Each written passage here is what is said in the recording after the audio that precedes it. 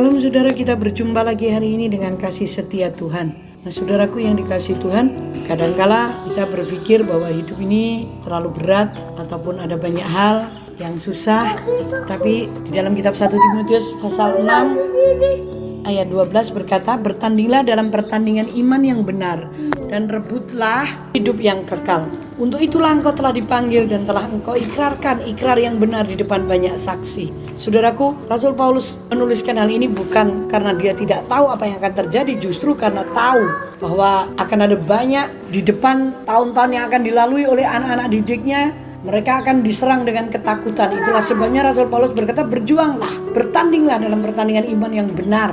Nah, ada banyak orang yang bertanding tapi ngawur saudara ya. Tidak sesuai dengan kebenaran firman, tidak juga berjalan dalam kebenaran. Nah, gereja membutuhkan lebih banyak pejuang akhir-akhir ini saudaraku. Kita tidak sedang berbicara tentang pertengkaran, tetapi lebih kepada mereka yang dapat menggunakan pedang roh untuk berperang melawan musuh kita.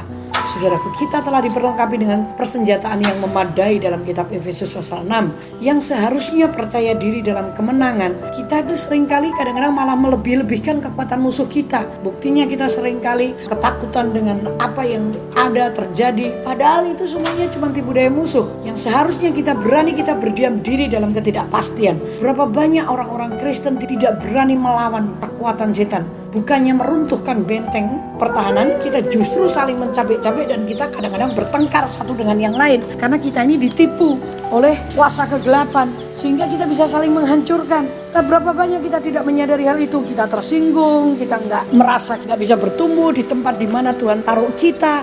Nah, akhirnya kita nggak bertanding dengan benar. Padahal itu semuanya hanya tipuan setan. Dan tipuan setan dijadikan oleh Tuhan menjadi proses bagi hidup kita. Nah, ketika diproses kita memakai iman kita dengan benar, firman Tuhan dengan benar, maka sebenarnya saudara dan saya akan lebih daripada pemenang. Karena Alkitab berkata, berjuanglah sungguh-sungguh untuk hidup sebagai orang Kristen, supaya kita merebut hidup yang kekal, saudaraku. Karena untuk merebut hidup yang kekal tuh nggak mudah. Kita harus melalui banyak hal dan kita harus dites, diuji, diubahkan hidup kita ini. Karena apa saudaraku? Hidup kita ini hidup yang dulunya mewarisi dosa dengan semaunya. Kita nggak pengen diproses, kita nggak pengen dibentuk. Tapi dengar baik-baik, Tuhan mengendaki kita untuk kita hidup sesuai dengan kebenaran firman dan kita keluar sebagai pemenang. Dan Dia sudah memperlengkapi kita.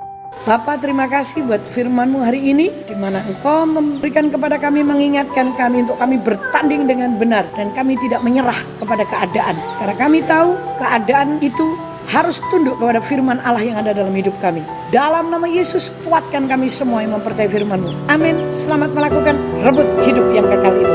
Tuhan memberkati.